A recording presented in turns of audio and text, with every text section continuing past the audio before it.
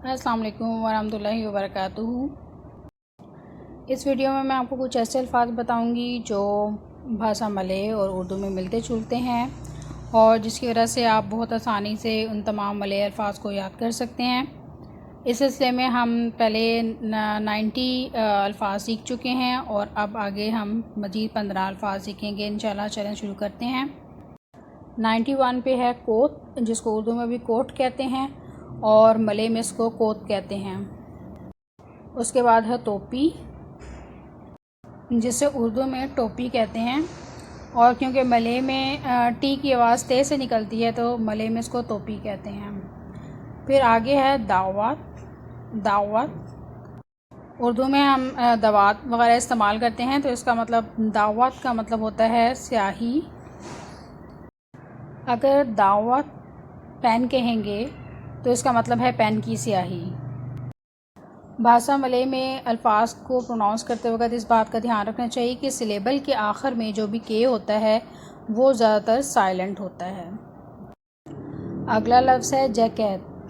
Jacket Malay में कहते हैं और उर्दू में हम जैकेट कहते हैं। उसके बाद है पेंसिल और उसको उर्दू में पेंसिल कहते हैं। 96 नंबर पे है कमेजा। कमेजा जो है वो कमीज़ को कहते हैं, बिल्कुल इस तरह जैसे मेजा जो है वो मेज़ को कहते हैं, कमेजा कमीज़ को कहते हैं।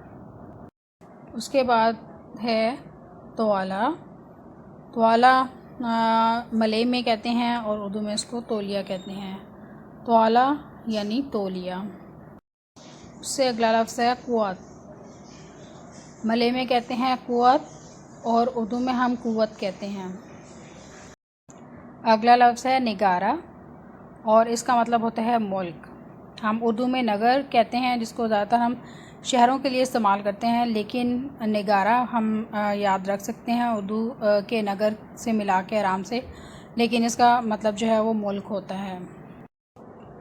अगला लफ्ज़ है दुआ और दुआ जो है वो उर्दू में दो को कहते हैं। दुआ की उर्दू ट्रांसलेशन है दो। अगला लफ्ज़ है मुमकिन, जिसको मलय में भी मुमकिन कहते हैं और उर्दू में भी मुमकिन कहते हैं।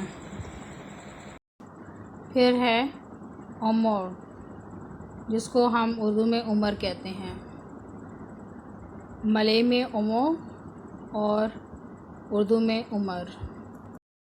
उसके बाद है इंसान। मलय में इंसान और उर्दू में इंसान, मलय में हैवान और उर्दू में हैवान, मलय में आवाम और उर्दू में अवाम, मलय में आवाम उर्दू में अवाम, जो कि हम आम लोगों को कहते हैं, पब्लिक को। उम्मीद है ये वीडियो भी आपको पसंद आई होगी और आपकी इन्फॉर्मेशन और नॉलेज में इजाफ़ा हुआ होगा। अपनी अच्छी अच्छी दुआओं में याद रखें। अगली वीडियो तक के लिए अल्लाह हाफ़िज़।